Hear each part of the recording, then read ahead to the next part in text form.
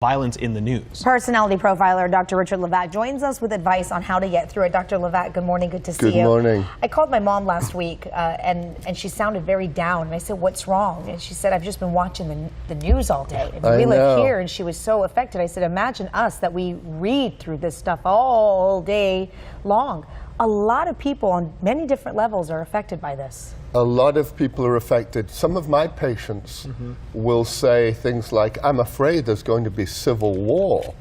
Yeah. Actually, people verbalize that. And I think if you already have something bad going on in your life, when the world feels like it's falling apart, it actually disquiets you and makes everything feel worse. And it gets people down. Sure. You go out for dinner anywhere with friends and they all want to talk about it. The more you talk about it, the more negative you feel, the worse it gets. I would think that the more you talk about it, it's good to know. You know, psychologists used to believe that getting it off your chest was good. It's true. But there comes a time when you're just talking about negative things, and that's bad. I see. And I have to commend you on your news program. You do a great job of mixing it up with positive, colorful, the Padre art, the human interest stories you have, just reminding people there is a whole world out there that does work, that isn't cruel, that isn't violent. It's good to get it out, but you can't harp on it, because then if you focus on that one thing, you have to be able to deal with it, accept it, talk about it, and you move on. You have to. That's right. You have to. But if your life is not going well, the tendency is to look for what else is going on in the world to prove that it's all negative, going to hell. And it's really bad for people who are very fragile and are already disgruntled. If they have guns, it sort of gives them permission, seeing all the violence and terrible things going on there, they feel they have to do something. And you talk about fragile people, the kiddos, when they watch this and they get a glimpse of this. I saw my kids watching some of the coverage. I didn't even know the TV was on, and I'm trying to turn it off. Right. How are they affected by seeing this stuff? Children are affected by how they feel at home. Do they feel safe? If you have a marriage that is having trouble and you're fighting, the parents are fighting, that affects children negatively. If on top of that, they hear around the edges about all this violence and terrorism, beheadings and so on, it frightens them and it makes them feel that their world isn't safe. And then they might start fighting. So if your children are subjected and hearing to this and hearing it, use it as an opportunity to talk about feelings. Now, when you get angry, what do? You know, I saw you hit your sister. How come?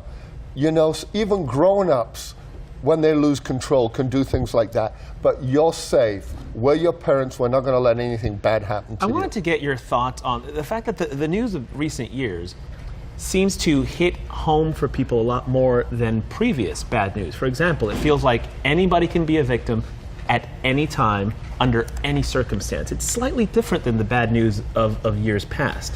Yes. Does that affect us in a different way, thinking, boy, there but for the grace of God go I? That seems to be the phrase a lot of people are saying for almost any of the bad news that we're seeing now. Yes. Somehow, the fact that we have social media, things are put on video very quickly, makes it far more real. And it makes us feel that the world is falling apart. It could happen to us in a shopping center. You get that pit in your stomach. You do get the pit in your stomach. I sometimes feel that way, thinking, my God, what if there's a terrorist in the shopping mall? Right. I find myself a little uncomfortable in elevators, thinking, I hope there's no terrorists in the building. We have to remind ourselves that things are really not that bad. They've been bad in America before. During the Nixon years, there were riots and police shootings. Things will get better, and our political leaders need, as parents, they act like parents to calm everybody down and make people feel that they're going to be safe, and we're going to find ways to get along. Well, Dr. Levak, thank you for being here. It's good to talk about it, and it's calming to hear that as well. You know? And I had a wonderful lady from Persia I saw, and I told her I was going to say this. She had a terrible childhood, terrible losses, but she was chipper and positive. 70 years old, and I asked her why. She says, every day I try to do something positive for myself, and I try to say something positive to someone and do something kind every day, and that keeps me positive. So you two do a great job, and you look beautiful, Shaman. Oh, thank you. You can What a tell great me lesson. that Ooh, I like this. every day. I like it. So you keep it positive. It's good stuff. Dr. Levak, thank you.